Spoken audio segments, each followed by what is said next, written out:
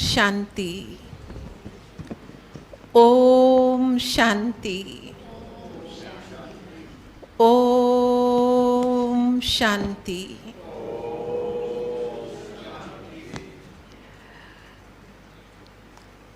ઘણી બધી વખત આ સભાની અંદર અહીં કંઈ જ્ઞાન રત્નોની આપલે કરવાનો મને મોકો મળ્યો છે, પણ આજની સભાની સુંદરતા, આજની સભાની પવિત્રતા અને આજની સભાની સાત્વિકતા એ કંઈક આમ ઉડીને આંખે વળગે એવી છે. આપ સભી સંતો, મહંતો, પૂજારીશ્રીઓના પ્રકંપનો, તરંગો એ આ વાતાવરણને ઉર્જાવાન બનાવી રહ્યા છે. દરેક વ્યક્તિ જે કંઈ વિચારતો હોય છે ને, એ વિચાર ફેલાતો હોય છે. જેમ નાનકડા તળાવમાં આપણે બધા જ મોટાભાગે ગામડામાં ઉછરીને મોટા થયા છીએ, અને ગામના પાદરે તળાવ હોય જ, એમાં એક નાનકડો પથ્થર નાખીએ એટલે કેટલી સરસ મજાની એમાં વમળો, તરંગો ઉત્પન્ન થાય, દૂર દૂર સુધી ફેલાય. એવું આપણા વિચારોનું છે. જ્યારે આપણે કંઈ પણ વિચારીએ છીએ તો એ આખા વાતાવરણની અંદર એની ઉર્જા ફેલાતી હોય છે. આજે હું નિશ્ચિત અનુભવી રહી છું. આ હોલમાં જ્યારથી પ્રવેશ કર્યો ને, ત્યારથી મારી જે પોતાની ફિલિંગ છે, અનુભૂતિ છે, એ કહી રહી છું કે અહીંના વાતાવરણને અતિ ચાર્જ, શક્તિશાળી, વાઇબ્રેશનને અતિ પવિત્ર બનાવવામાં આપ સૌની ઉપસ્થિતિ આજે કામ કરી રહી છે. પોતાના માટે એકવાર જોરદાર તાલી પાડો. પોતાના માટે.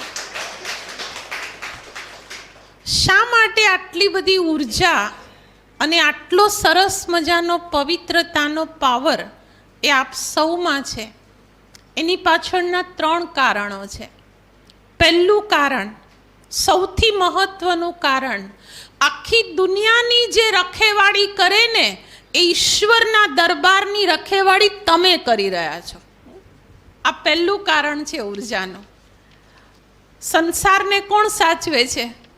આપણે કહીએ ને કે હવે તો આ બધુંય ભગવાનના હાથમાં છે, ઉપરવાળાના હાથમાં છે, આવું કહી દઈએ છીએ. પણ એ ઉપરવાળાનો દરબાર એટલે મંદિર. એ મંદિરની રખેવાળી કરવાનું કાર્ય એ ઈશ્વર આપના દ્વારા કરાવી રહ્યો છે.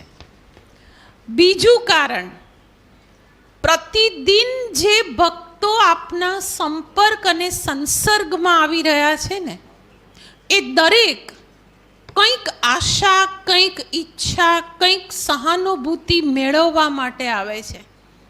જેટલો એને ભગવાન પર ભરોસો છે ને, એટલો તમારા ચહેરા અને તમારી ચલન, વ્યક્તિત્વ ઉપર એમને એટલો જ વિશ્વાસ છે. 2 શબ્દ જે કંઈક સારા કહો છો, હે રામ રામ, ઓમ નમઃ શિવાય, જય શ્રી કૃષ્ણ, આવું મેં અનુભવ્યું છે. અમે નાના નાના હતા ને, મંદિરમાં જતા, એકાદ દિવસે જો મંદિરના પૂજારીના દર્શન ના થાય તો અંદરથી સૂનું લાગતું. ખાલી મૂર્તિનું મહત્વ નથી, પરંતુ એ મૂર્તિને સાથ આપનાર અને સાથે રહેનાર આપ સૌનું પણ એટલું જ મહત્વ છે. અને એ કારણે આપની એ પવિત્ર ઉર્જા આ વાતાવરણમાં ફેલાઈ રહી છે. ત્રીજું અને સૌથી મહત્વનું કારણ કહું, જેવો સંગ તેવો રંગ. આ કહેવત છે આપણી સંસ્કૃતિમાં. બોલો હા કે ના? છે. કોના સંગમાં રહો છો? વિચાર તો કરો. ભગવાનના સંગમાં, કોઈ દેવીઓના સંગમાં, કોઈ શક્તિઓની આરાધનામાં. સવારે, સાંજે, રાત્રે ભગવાનને ઉઠાડો, ભગવાનને પોઢાડો, ભગવાનને જમાડો, ભગવાનની આરતી ઉતારો.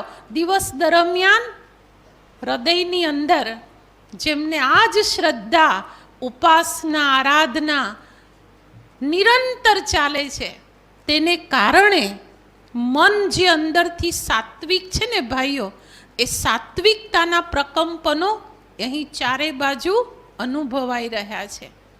શબ્દ છે પૂજારી, પણ આ શબ્દની અંદર જેણે પણ બનાવ્યો છે, કેમ કે આ સંસાર ઈશ્વરે બનાવ્યો, પણ સંસારની અંદર જે કંઈ બનાવ્યું એ માનવ આત્માઓએ શબ્દો બનાવ્યા, શાસ્ત્રો બનાવ્યા, ઉપનિષદો બનાવ્યા. એ આપણા પૂર્વજો, આપણા ઋષિઓ, મુનિઓ અને તપસ્વીઓએ. પણ જેમણે પણ આ પૂજારી શબ્દ બનાવ્યો છે ને, કંઈક સમજી વિચારીને, કંઈક ભાવાર્થ સાથે એનું નિર્માણ કર્યું છે. અને હું એનો જે ભાવાર્થ સમજી છું એ હું આજે તમને કયા વગર નહીં રહી શકું. પૂજારી શબ્દમાં પહેલો શબ્દ છે પૂ, એટલે પૂજ્ય ભાવ. તમારા માટે બધાને આદર ભાવ છે, પૂજ્યપણાની લાગણી છે. દરેકને તમારી સામે આવતાની સાથે આમ હાથ જ જોડાઈ જાય છે. આવું થાય છે? લોકો બે રીતે હાથ જોડે, કોઈની પીઠને જોડે ને કોઈના મુખને જોડે. બહુ થાક્યા ને બહુ કંટાળી ગયા હોય ને કોઈનાથી, તો આમ જાય ને ત્યારે હાશ માંડ છૂટ્યા, ત્યાંય હાથ જ જોડાતા હોય. અને જ્યાં અહોભાવ હોય, જ્યાં હૃદયનો સત્કાર હોય, જ્યાં અંતઃકરણનો ઉમળકો હોય, ત્યાં સામે હાથ જોડાતા હોય. એને કહેવાય પૂજ્ય ભાવ. અને એટલે આ શબ્દ બનાવનારે કદાચ પહેલો અક્ષર રાખ્યો હશે પૂ. બીજો અક્ષર છે જા, એટલે જાગૃતિ. આ સનાતન સંસ્કૃતિ પ્રત્યે જાગૃત કરવાનું કામ એ તમે કરી રહ્યા છો. ક્યારેક વિચારી જુઓ, જો આપણા દેશની અંદર મંદિરો, વિદ્યાપીઠો ધીરે ધીરે ઘટી ગઈ. નાલંદા વિદ્યાપીઠ હતી, કેટલી મોટી મોટી વિદ્યાપીઠો આખા ભારત દેશની અંદર હતી. અંગ્રેજો આવ્યા અને નિકંદન નીકળી ગયું, ઇંગ્લિશ મીડિયમો આવી ગયા. પરંતુ તમે એવું જ ક્યારેક કલ્પના માત્ર કરી જુઓ કે મંદિરો નષ્ટ થઈ જાય આ દેશમાંથી, તો આ દેશની સભ્યતા, સંસ્કૃતિ, સાત્વિકતા અને વહેતી રહેલી આ આપણી સનાતન સભ્યતાનું શું હાલત થાય. આજે અમે તમને સન્માન માટે જે બોલાવ્યા છે ને, એમ જ નથી બોલાવ્યા. તમે સંસ્કૃતિના રખેવાળ છો, સભ્યતાની જાળવણી કરનાર છો, અને સમાજની અંદર કંઈક આધ્યાત્મિકતાની, કંઈક ધર્મની જાગૃતિ લાવનાર છો.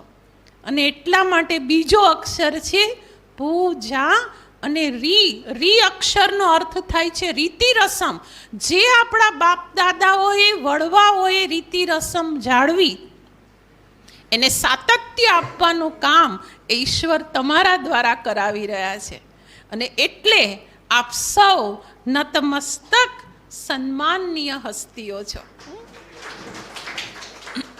આજે આપણે સૌ જે અહીં એકત્રિત થયા છીએ એ મહાશિવરાત્રિના પવિત્ર પર્વ નિમિત્તે 3-4 દિવસ પછી જ આ મહાશિવરાત્રિનું પર્વ ખૂબ જ ભાવ, શ્રદ્ધા, ભાવના અને આસ્થા સાથે આખા ભારત દેશમાં નહીં, ગુજરાતમાં જ નહીં, પણ વિશ્વના ખૂણે ખૂણે જ્યાં જ્યાં ભારતીયો છે ત્યાં બધે જ ઉજવાશે.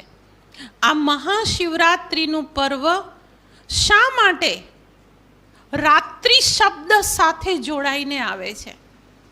આપણા ભારત દેશમાં જન્મેલા એ દેવ વિભૂતિઓ શ્રી રામ, શ્રી કૃષ્ણ, શ્રી મહાવીર સ્વામી, ગાંધીજી, આ સદીના આપણી નજીકના રાષ્ટ્રપિતા, એ બધાના જન્મની સાથે ક્યાંક ગોકુળ આઠમ એવું બોલાય, તો શ્રી રામમાં રામનવમી બોલાય.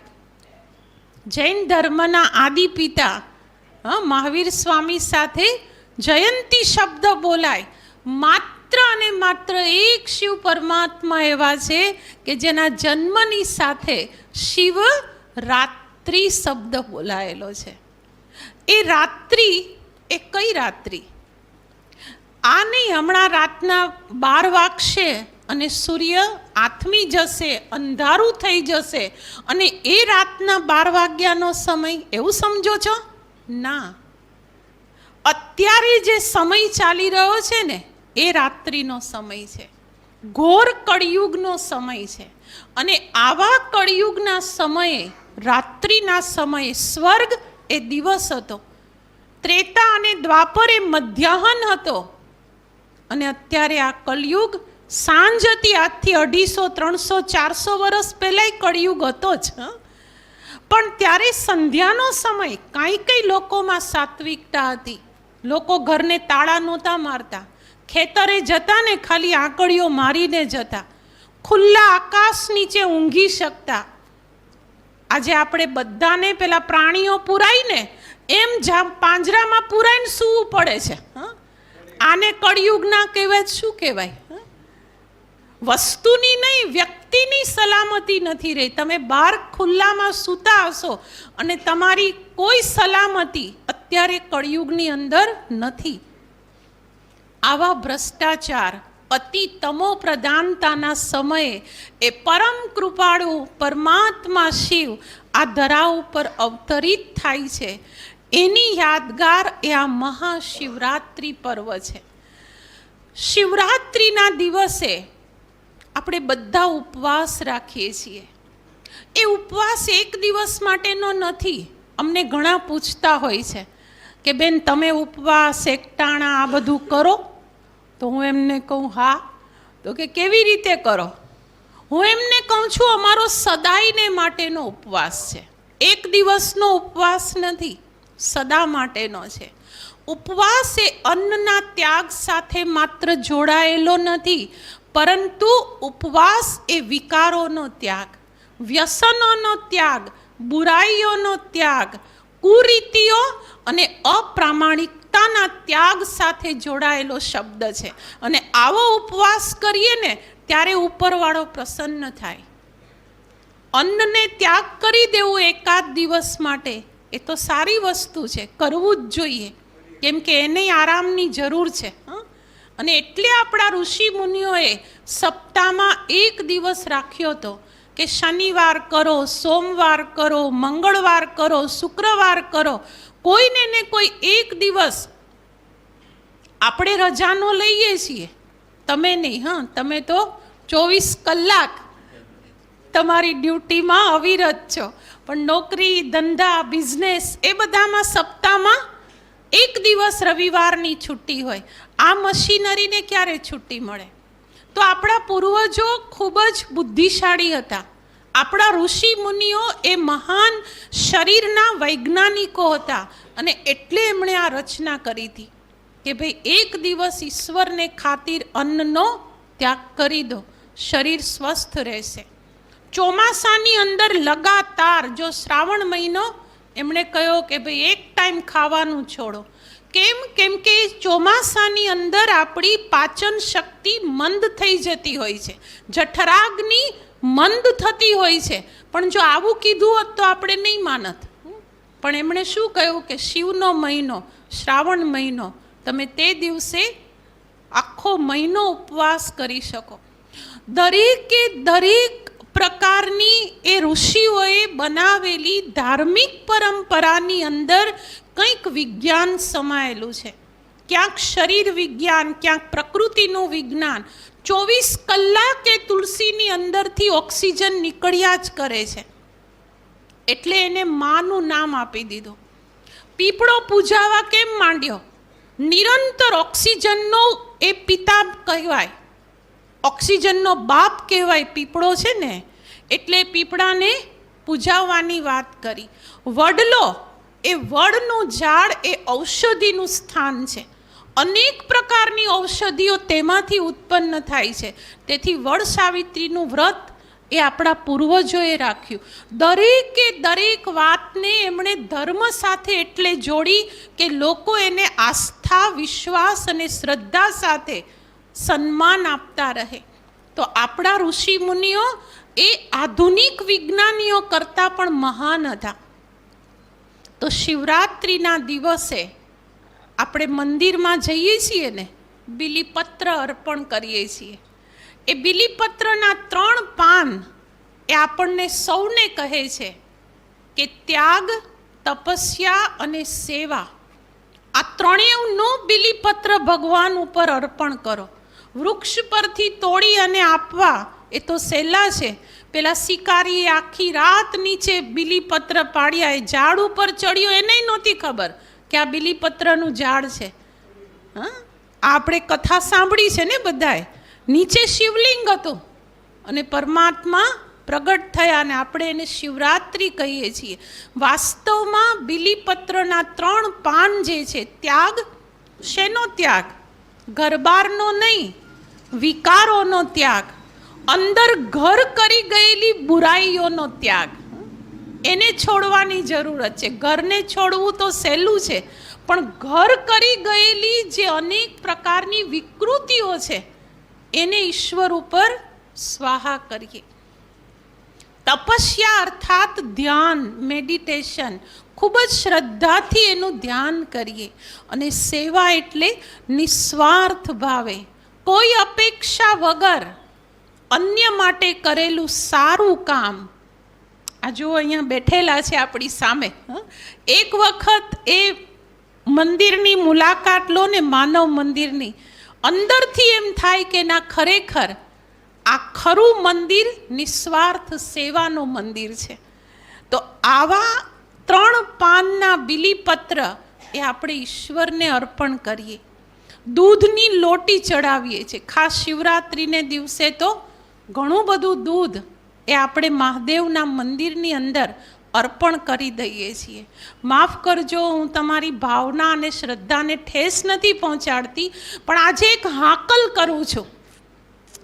એક તમને બધાને એક નાની અપીલ મૂકું છું કે આ વખતે દૂધની લોટી લઈને ભક્તો આવે ને મંદિરે, એમને એટલું કહેજો કે ભાઈ, એક બૂંદ તમારી શ્રદ્ધા ખાતર આની ઉપર ચડાવો, બાકીની તમારી પોણી લોટી કોઈ ગરીબના બાળકના પેટમાં જઈને આપજો. અને તમે નિશ્ચિત સમજજો કે ઉપરવાળો બહુ ખુશ થશે. નીચેવાળા એના બાળકોને પીવા માટે એક દૂધનું ટીપું નથી મળતું, અને આપણે આખી લોટી એના માથા ઉપર એમનેમ ચડાવી દઈએ ને આપણા પવિત્ર ગૌમુખમાંથી વહી અને ગટરમાં દૂધ જતું રહે. એ હવેની શ્રદ્ધા નથી, એ હવેની અંધશ્રદ્ધા છે. અને લોકોમાં આ શ્રદ્ધા પ્રગટાવવાનું કામ તમે જ કરી શકશો, કારણ કે હજારો લોકો સાથે આપ જોડાયેલા છો. હજારો લોકોની શ્રદ્ધા અને ભાવના તમારી અંદર બેઠી ગઈ છે. આપણે આવી ભક્તિ તરફ હવે આપણા સમાજને વાળવાની જરૂરત છે. તો લોકોમાં પણ આવી નિસ્વાર્થ સેવાની એક ઝલક નીકળશે. હોળીની અંદર કેટલા બધા, તમે આખા ભારત દેશના નાળિયેર ગણો ને, કેટલા નાળિયેરો થતા હશે. લાખો ટન એમાં હોલિકાની અંદર હોમાઈ જાય છે. હવે એમાં હોલિકા આપણને કહે છે કે મારા છોકરાઓ ટળવળી રહ્યા છે ઘરોમાં, ઝૂંપડાઓમાં, તમે એને ખજૂર ખવડાવો, તમે એને ધાણી આપો, તમે એને પતાસાની લાણી કરો. આવી આધ્યાત્મિક ભક્તિની ચળવળ આપણે બધા સાથે મળીને કરીએ. અને આપણા ભારત દેશની અંદર રહેલા એ ઝૂંપડામાં જાગતા દેવાત્માઓના પેટને ઠારીએ. બસ આને કહેવાય રિયલ શિવરાત્રિ. તો આવી શિવરાત્રિના આ પાવન પર્વે આપ સૌને અમે ખૂબ હૃદયપૂર્વક આવકારીએ છીએ. આ આધ્યાત્મિકતાને સમજવા માટે બ્રહ્માકુમારી સંસ્થા દ્વારા 7 દિવસની શિવ સપ્તાહનું આયોજન થાય છે. આપના મંદિરમાં આવતા તમામ ભક્તોને આપ જો એકત્રિત કરો કોઈ એકાદ ટાઈમે, તો આ બહેનો 7 દિવસ સુધી આપના મંદિરે પધારે. કોઈ પ્રકારની ફી, ચાર્જ, કોઈ અપેક્ષા કંઈ જ નહીં. આવવા જવાનો ખર્ચ પણ તેઓ પોતાની રીતે જાતે આવશે, જાતે જશે. ખાલી એક જ ભાવના છે કે આપણા ભારત દેશના તમામ માનવ આત્માઓની અંદર ફરીથી એ સનાતન સંસ્કૃતિનો જન્મ થાય અને દરેક માનવ આત્મા એ શિવના સત્ય પરિચયને પ્રાપ્ત કરી પોતાના જીવનને દેવતુલ્ય બનાવે. આજે આપ સૌ આવા પવિત્ર સ્થાને પધાર્યા, અમારા નિમંત્રણને માન આપી અને અહીંના સ્થાનની પવિત્રતામાં और खुशबू फैलावी ए बदल आप सौनो आभार, धन्यवाद, अभिनंदन। ओम शांति।